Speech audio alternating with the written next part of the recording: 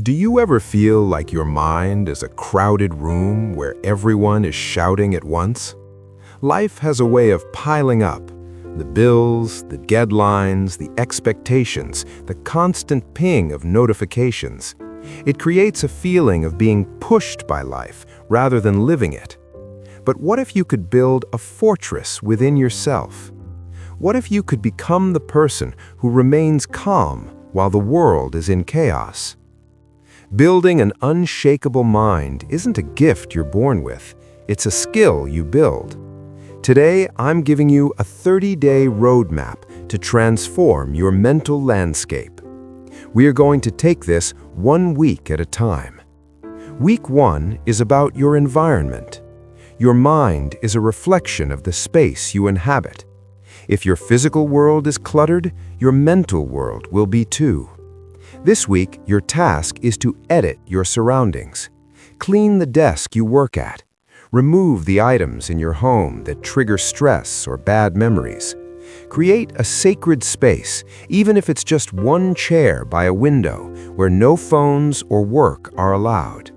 When you curate your environment, you are telling your subconscious that you are worthy of peace.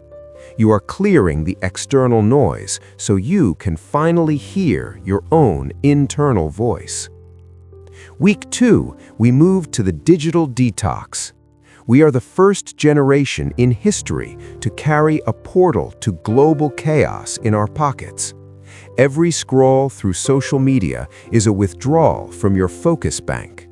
This week, we reclaim your attention. Delete the apps that make you feel less than. Set a strict no-screen rule for the first and last hour of your day. You will feel a strange itch, a phantom vibration. That is your dopamine system resetting. Embrace the boredom. In the silence of a digital desert, your focus begins to bloom again. You are no longer a consumer. You are becoming a creator of your own reality. Week 3 is the most challenging. The rewiring of self-talk. Most of the stress you feel isn't from the events in your life, but from the story you tell yourself about those events. You are often your own harshest critic, using words internally that you would never say to a friend. This week, we practice the observer. When a negative thought arises, don't fight it. Simply label it. I am having a thought that I am behind. By labeling it, you create space between yourself and the emotion. You aren't the storm, you are the sky. The storm passes, but the sky remains. You are learning to talk to yourself with the same kindness and logic you would offer a loved one. Finally, week 4, calm action. An unshakable mind is not a passive one. It is a mind that acts from a place of stillness rather than panic. This week, we stop overthinking and start doing. But we do it differently. We move slowly. We focus on one task at a time. We treat our work as a form of meditation. When you act from a place of peace, your quality of work skyrockets and your fatigue vanishes. You realize that you can handle anything life throws at you, not by fighting harder, but by staying centered.